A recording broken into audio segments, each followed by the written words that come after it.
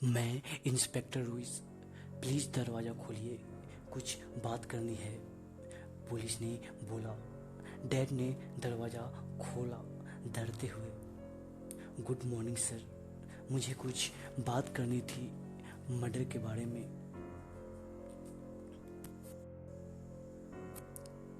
क्या हम अंदर आ सकते हैं? डैड डरते हुए बोले। प्लीज़ अंदर आइए। वह दो पुलिस थे।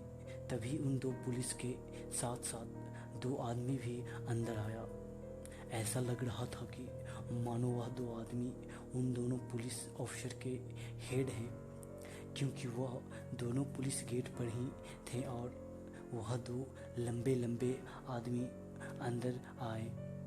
वह दोनों आदमी मुझे बहुत अजीब लग रहे थे। वह इंसान तो थे लेकिन इंसान नहीं थे। मेरा कहने का मतलब है कि वह दोनों बहुत अजीब थे, जैसे कि एक एवरेज इंसान से बहुत लंबे। मेरे पापा उन दोनों आदमी के बस चेस्ट तक ही आ रहे थे, जबकि उनका हाइट 7 फीट है और वह दोनों इंसान बहुत ज़्यादा हट्टा कट्टा था और उसके बोलने का तरीका भी एकदम अलग। ऐसा लग रहा था कि मानो रोबोट और इंसान की आवाज़ मिली हुई हो। वे दोनों ऊपर से नीचे तक ब्लैक सूट में थे, एक जेंटलमैन की तरह सूट बूट में, पूरी ब्लैक गॉगल्स, ब्लैक हेड्स। ऐसा लग रहा था मानो वह दोनों जानबूझकर अपने बॉडी को छिपाने के लिए ऐसे कपड़े, गॉगल्स और कैप्स पहने हुए थे। खैर, काफ़ी देर तक डैड और मॉम से उन दोनों की बातें हुई। वे दोनों बातें तो नॉर्मल कर रहे थे, जैसे कि क्या आप सीमा को जानती हैं? आखिरी बार आपने उसको कब देखा था? क्या आपने सीमा के बारे में कुछ अजीब बातें नोटिस करी है? ETC। डैड सारी बातें किसी जवाब बिना डरे देते रहे। फिर करीब कुछ मिनटों बाद उन्होंने बोला कि हमेशा बात करने के लिए थैंक्स, और हाँ, अपना ख्याल रखिए और लेट तक घर से बाहर ना निकले और पीछे की जंगल की तरफ बिल्कुल न जाएं। इतना बोलकर उन दोनों ने मेरी तरफ देखा और एक अजीब सी मुस्कान के साथ गेट से बाहर के साइड चले गए। जब वह बाहर जा रहे थे तो मैं दौड़कर अपने दरवाजे की ओर गया। मैंने सुना कि वे बोल रहे थे कि इन पर नज़र रखो, एक गुस्से भरी आवाज़ में। उनके साथ जो पुलिस थे उनको एक और बात की, वे दोनों लंबे आदमी पुलिस के साथ आए तो थे, लेकिन उनकी कार अलग थी, एक ब्लैक कलर की लंबी कार, और उस ब्लैक कार की आगे 2 पुलिस और पीछे 2 पुलिस कार थी। कुछ देर वह रुक गई, फिर चली गई। अब हम यहाँ नहीं रहेंगे, दादाजी के घर चले जाएंगे, मॉम ने बोला। लेकिन अभी अभी अपने एरिया में एक मर्डर हुआ है, अगर यूं ही चले गए तो पुलिस हम पे शक कर सकती है, डैड ने बोला। मैं कुछ नहीं जानती, हम सभी कल दादाजी के घर चल जाएंगे, मॉम ने बोला। ठीक है, डैड ने बोला। मैं बहुत उदास था क्योंकि मेरी सिर्फ एक ही फ्रेंड बनी थी और वो भी अब इस दुनिया में नहीं थी। मुझे नींद नहीं आ रही थी। मेरे आंखों के सामने बार बार सीमा का हंसता हुआ फेस आ रहा था। मैं पूरी रात अपने रूम में रोता रहा, फिर ना जाने कब मेरी आंख लग गई। अगले दिन उठा तो मॉम डैड जाने के लिए रेडी हो रहे थे।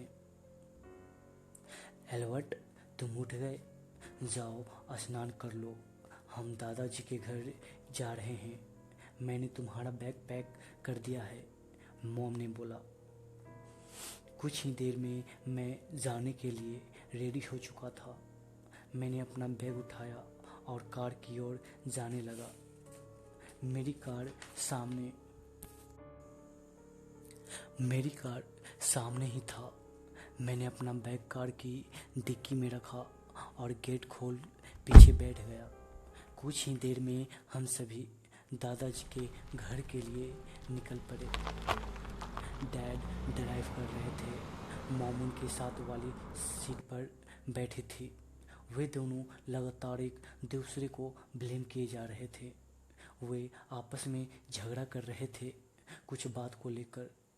मैंने अपना आईपॉड निकाला और हेडफोन लगाकर गाना सुनने लगा। मैं बहुत परेशान था। खैर, कुछ घंटों में हम सभी दादाजी के घर पहुंच गए। हम लोग कुछ घंटे दादाजी और दादी जी से बात किए। अब तक शाम के 4 बज रहे थे। मैंने अपना पोर्ट लिया और हेडफोन में सॉन्ग सुनते हुए बाहर चला गया। मेरे दादाजी का घर भी विलेज टाइप एरिया में था। सभी घर मेरे दादाजी के घर के जस्ट पीछे से एक बहुत बड़ा जंगल स्टार्ट होता था। कई 100 एकड़ में जंगल। मैं सॉन्ग सुनते हुए जंगल की ओर जाने लगा।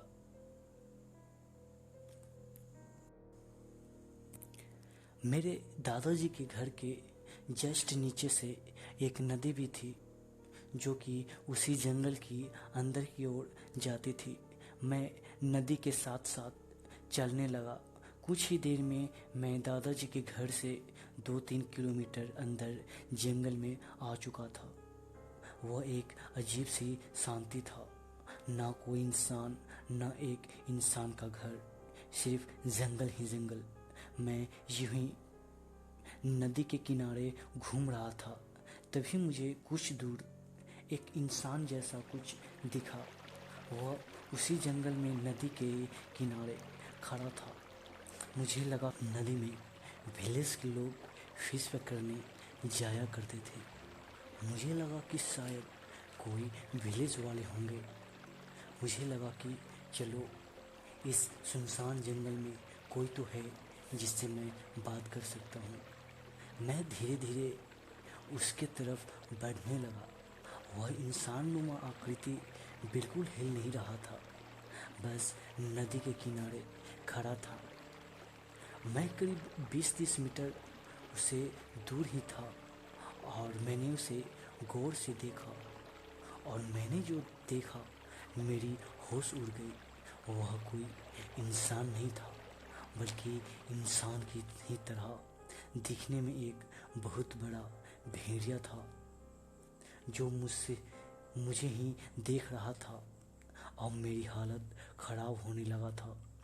वह आदमखोर भेड़िया बहुत डरावना था। मैं उसको अब अच्छे से देख सकता था और वह मुझे, उसकी हाइट करीब एक जंगली हाथी जितनी रही होगी। ऐसा लग रहा था मानो कि कोई इंसान और भेड़िए का मिक्स हो, क्योंकि वह इंसान की ही तरह अपने दोनों पैरों पर था और 2 हाथ इंसान की तरह लटके हुए। बहुत बड़ा मुंह जिसमें न जाने कितने बड़े बड़े दांत। मैंने अपनी लाइफ में पहली बार ऐसा देखा था। मेरी रोम खड़ा हो चुका था। मेरा कान पूरी तरह से चौकन्ना हो चुका था।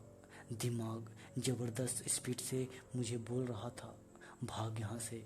मेरे अंदर अजीब हलचल हो रहा था। मुझे डर तो लग रहा था, लेकिन न जाने क्यों मेरे अंदर एक अजीब सी ताकत महसूस हो रही थी जो अंदर ही अंदर बोल रहा था, डर मत, मैं हूँ, बस मुझे एक बार बाहर तो ला।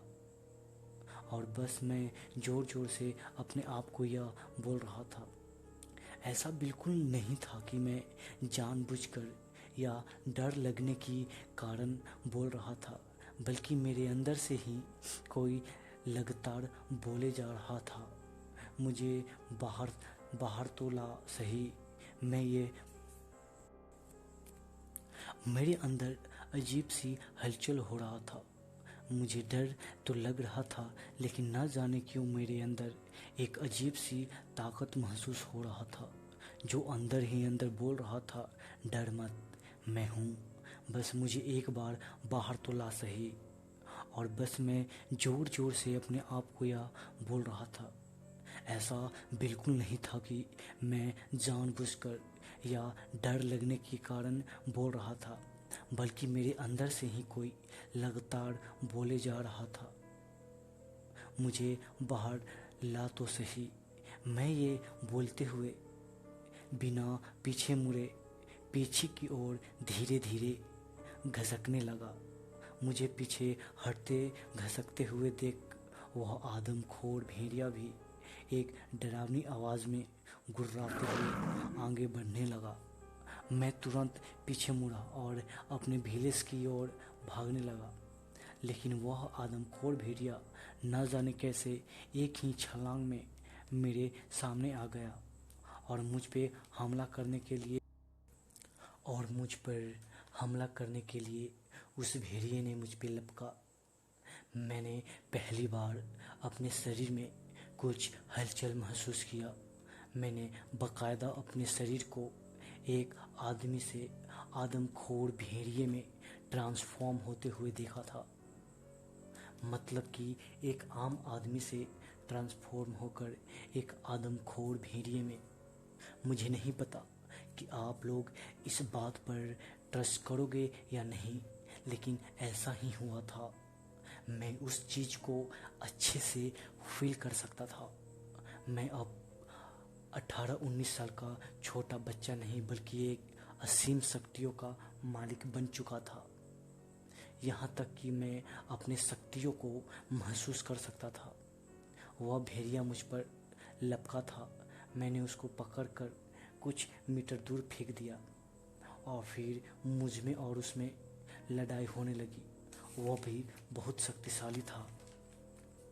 हम दोनों एक दूसरे को नोच रहे थे अपने बड़े बड़े दांतों से। हम दोनों काफ़ी देर तक लड़ते रहे। फिर मैंने उसको अपने दांतों से उसके मोटे गर्दन पकड़ा और कुछ मांस वहाँ से निकाल दिया। वह तड़पने लगा और अंदर जंगल की ओर भागने लगा और ज़ोर ज़ोर से चिल्लाने लगा। मैं भी थोड़ा थक चुका था। वह भेड़िया इतनी ज़ोर ज़ोर से का चिल्ला रहा था कि पूरा जंगल गूंज रहा था। तभी मैंने देखा कि कुछ दूर नदी के दूसरे साइड से उस भेड़िए की रोने की आवाज़ सुनकर करीब 20-30 भेड़िए लंबे लंबे छलांग मारकर मेरे तरफ आ रहे थे। मैं समझ गया था कि अब मैं इन सभी से नहीं लड़ सकता। मैं तुरंत अपने भेड़िए की ओर भागने लगा। मैं अब भी ताकतवर आदमखोर भेड़िया ही बना हुआ था और बहुत ज़्यादा तेज़ी से अपने घर की ओर भागने लगा। वह तेज़ी सच में बहुत ज़्यादा था। वह भेड़िया भी मेरे पीछा कर रहा था। अब मेरे विलेज ज़्यादा दूर नहीं था। मैं अपने विलेज के रोड के किनारे दौड़ रहा था। तभी न जाने कैसा एक बुलेट मेरे कंधे पर आकर लगा। मैं तरफ उठा और मेरी चीखें निकल गई।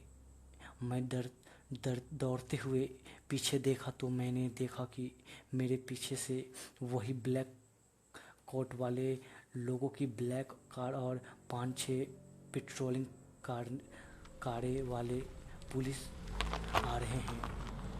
मुझे एक गोली लगी थी। मैं तुरंत रोड से हटकर जंगल से होते हुए अपने दादाजी के घर पहुंचा। मैंने देखा मेरे दादाजी, दादी जी और डैड मॉम बाहर ही मेरे वेट कर रहे थे। मैं उनके पास गया और गिर पड़ा। अब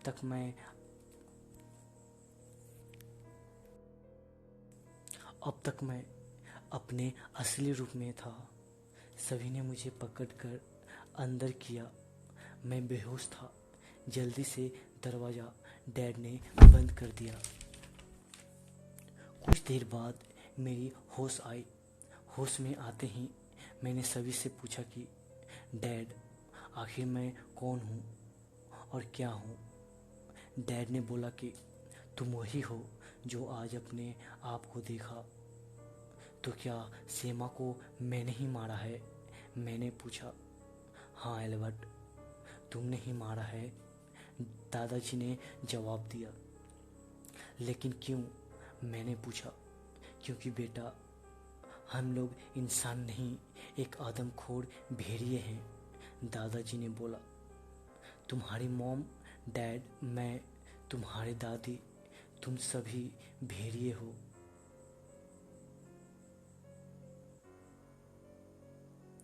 तुम्हारी मॉम, डैड, मैं, तुम्हारे दादी, हम सभी भेड़िए हैं। लेकिन बेटा, हम सभी को अपने आप पर कंट्रोल करना आता है। हम लोग इंसान के बीच रह सकते हैं, इंसान को नुकसान नहीं पहुंचा सकते। लेकिन तुम अभी तक बच्चे थे, तुम कभी भी किसी पर हमला कर सकते थे। तुम्हारे अंदर का जो आदमखोर भेड़िया कभी भी बाहर आकर किसी को मार सकती है। उस पे तुम्हारा कंट्रोल नहीं है। इसलिए तुम्हें बचपन में किसी के साथ खेलने नहीं दिया करते थे, न ही फ्रेंड बना सकते थे। इसलिए एल्बर्ट, तुम्हारे रूम एक मोटे कंक्रीट का बना हुआ है, क्योंकि तुम अक्सर रात को भेड़िए बन जाते हो। तुम किसी को नुकसान न करो, इसलिए तुम्हारे रूम ऐसा बना है। सीमा भी इसी गलती से मारी गई। मैं बेड पर था। बुलेट तो मेरे शरीर से निकल चुका था, लेकिन मुझे अभी भी बहुत कमज़ोरी महसूस हो रही थी। तभी मेन डोर को किसी ने नॉक किया। डैड ने दरवाज़ा खोला तो सामने पुलिस था। सर, आपने अगल बगल में भेड़िया जैसा कुछ देखा तो नहीं है? पुलिस ने पूछा। भेड़िया? भेड़िया जैसा? नहीं तो। क्यों, क्या हुआ? डैड ने बोला। जी कुछ नहीं सर, यहाँ पर जंगली जानवर बहुत हैं, तो बस इसलिए पूछ लिया कि कोई प्रॉब्लम तो नहीं, पुलिस ने बोला। अगर आपको कुछ भी प्रॉब्लम हो या रात को कोई अजीब जंगली जानवर दिखे तो प्लीज़ 911 पर कॉल लगाकर हमें ज़रूर सूचना दें। इतना बोलकर वे 10-12 पुलिस वापस चले गए। आज 12 जनवरी 2016 है जब मैं यह स्टोरी नेट पर अपलोड कर रहा हूँ। मैं हर रात को अपने घर के पीछे बैकयार्ड में उस आदमखोर भेड़िए को देखता हूँ। वह बहुत सारे हैं और उनको मेरे घर पता है, और यह भी कि मैं एक भेड़िया हूँ, लेकिन वे हम सभी को मार देना चाहते हैं। वे भेड़िए मेरे घर के अंदर तो नहीं आ सकते, क्योंकि दादाजी ने ब्लैक मैजिक कर रखा है। वे भेड़िए बस इंतज़ार कर रहे हैं एक मौका का, और हम सब मारे जाएंगे। मेरे दादाजी ने यह भी बताया कि वे भेड़िए हम लोग को क्यों मारना चाहती है। और तो और वे दोनों ब्लैक कोट पैंट वाले ऑफिसर भी हम पे नज़र रखे रहे हैं। शायद उनको यह शक हो चुका है कि हम लोग एक आदमखोर भेड़िए हैं। बस वह भी मौका ढूंढ रहा है, क्योंकि अक्सर मैं दिन और रात को अपने विंडो से उस ब्लैक कलर की कार को अपने रोड पर देखता हूँ। मैं आज नहीं तो कल मारा जाऊँगा। या तो मुझे वे भेड़िए मार देंगे या फिर वे ब्लैक कोट वाले एजेंट।